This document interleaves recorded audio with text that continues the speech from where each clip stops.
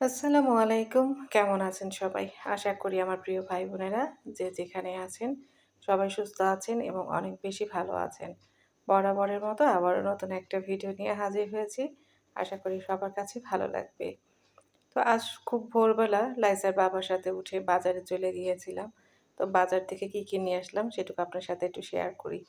তো এখানে কয় রকমের মাছ নিয়ে এসছি আমি পলিথিন থেকে একটু বের করে দেখাচ্ছি। বড় সাইজের যে ট্যাংরাগুলো হয় সেই ট্যাংরা মাছ নিয়ে এসেছি। আর আমাদের বাসার জাতীয় মাছ হচ্ছে পাবদা মাছ। সেই পাবদা মাছ বেশি করে নিয়ে এসেছি। আসলে কাঁটা কম, খেতেও ভালো লাগে তাই এই মাছটা সবসময় নিয়ে আসি। আর অন্যান্য মাছের তুলনাতে কিন্তু পাবদা মাছের দামটা অনেক কম। এনেছি একটা রুই মাছ আর কিছু গরুর মাংস। আর তার সাথে কিন্তু সবজিও এনেছি। র‍্যাখা এনেছি, লেবু এনেছি আর দেশীয় যে উচ্ছে হয় সেগুলো নিয়ে এসেছি। এটা খেতে কিন্তু অনেক বেশি মজার। যাই হোক, মাছ কাটা তো অবশ্য দেখানো যায় না। আসলে এক হাতে ক্যামেরা ধরে মাছ কাটানো দেখাটা খুব মুশকিল হয়ে যায়। তো এই তো কাটার পরে যেই অবস্থা হয় সেটা একটু আপনাদের সাথে শেয়ার করছি। তো মাছগুলো ভালো করে কেটে ধুয়ে পরিষ্কার করে আমি আলাদা করে রেখে দিয়েছি। এখন যেটা করব এটা শুধু প্যাকেট করার পালা। যেমন খাবো ঠিক তেমন করেই প্যাকেট করে রেখে দেব। এরপরে বাজার থেকে আরও যা নিয়ে এসেছিলাম সেটা হচ্ছে ডিম। একটু বেশি করে ডিম নিয়ে এসেছিলাম। তো ডিমের সাথে আসলে অনেক ময়লা থাকে। যার কারণে আমি ২-৩ বার কিন্তু ওয়াশ করে নিই। একবার গুঁড়ো দিয়ে, একবার সাদা পানি দিয়ে ঠিক এভাবে কচলে একটা কাপড় দিয়ে কাপড়ের সাহায্যে কিন্তু ভালো করে ডিমগুলো ধুয়ে নিতে হয়। কেননা এই ডিমগুলো ফ্রিজে চলে যাবে আর ফ্রিজে কিন্তু অনেক খাবার থাকে। তো সেই খাবারগুলো যাতে নষ্ট না হয়ে যায় তার কারণে কিন্তু ডিমগুলো ভালো করে আমি ধুয়ে নিই সবসময়। তো রান্নাঘরে সব কাজগুলো মোটামুটিভাবে আমি শেষ করে এসেছি। আর লাইসা ঘুম থেকে উঠেছে। তো এই তো মেকআপের সবকিছু আমি একটু বের করে নিচ্ছি। তো আজ আমার জন্য মেকআপ বের করছি না। এটা হচ্ছে আমার মেয়ের জন্য বের করছি। কেননা আজ আমার মেয়ের স্কুলে ক্লাস পার্টি হবে। তো ঈদের পরে আসলে কোনো পার্টি হয় না ওদের স্কুলে। তো আজকে ওদের ক্লাস পার্টি হবে।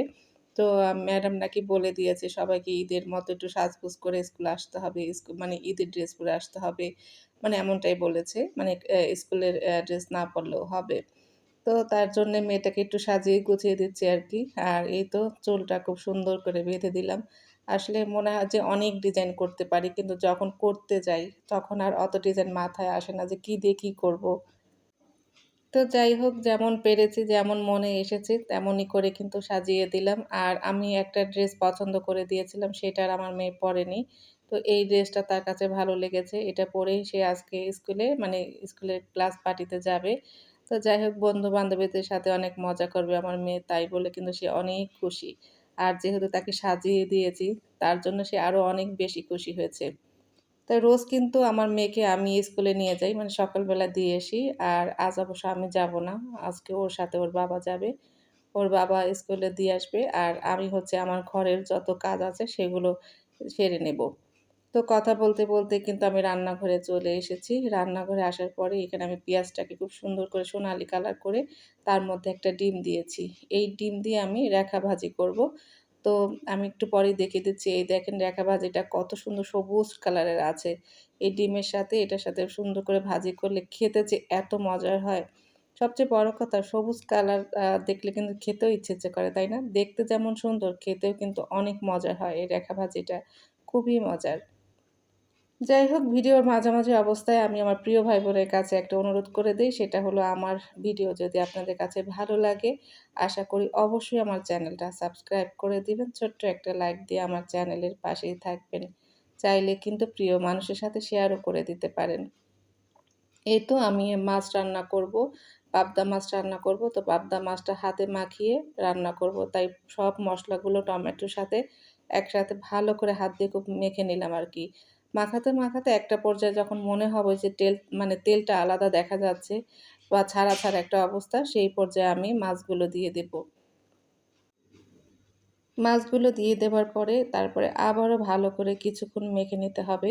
আসলে শুরুতে যদি মসলাটা ভালো করে মাখানো হয় সেই মাছের স্বাদটা কিন্তু অনেক গুণে বেড়ে যায়।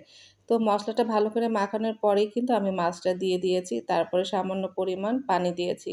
বেশি একটা পানির প্রয়োজন হবে না, কারণ পাবদা মাছ এমনিতেই নরম মাছ, খুব তাড়াতাড়ি সিদ্ধ হয়ে যাবে।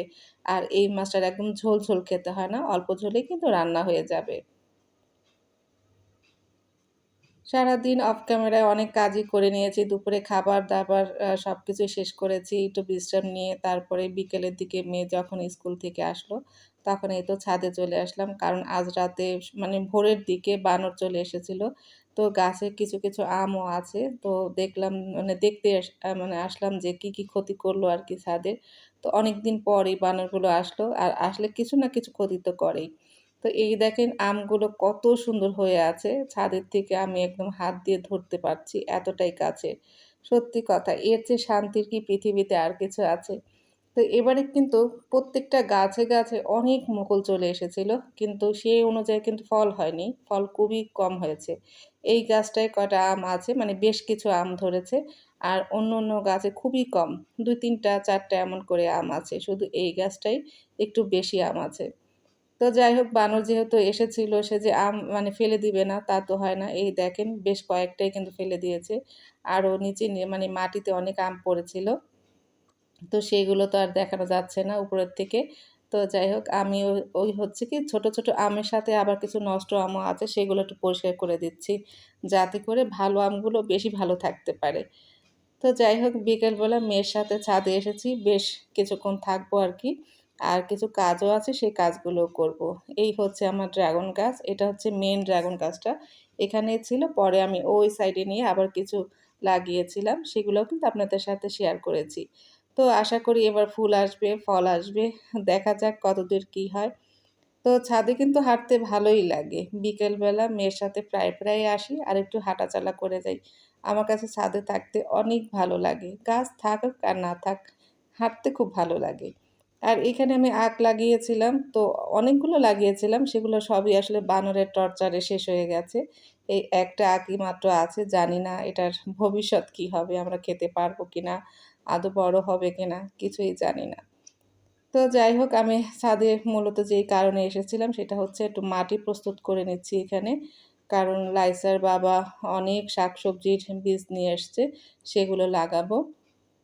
তো লাগাতে গেলে কিন্তু ভালো মাটির দরকার হয়। আমি এখানে মানে ভালো মাটি, সারের মাটি সবকিছু নিয়ে একসাথে মাটিটাকে ভালো করে প্রস্তুত করে নিয়েছি। তারপরে এই তো আগে আমার যেখানে মানে মাটি প্রস্তুত করাই ছিল তার উপরে আবারও সেই মাটিগুলো দিয়ে দিলাম। একটু উঁচু করে দেব কারণ পানি দেওয়ার কারণে কিন্তু ওই পানির সাথে মাটিটাও চলে যায়। যাই হোক আশা করি সবার কাছে ভালো লেগেছে। আজ এই পর্যন্ত।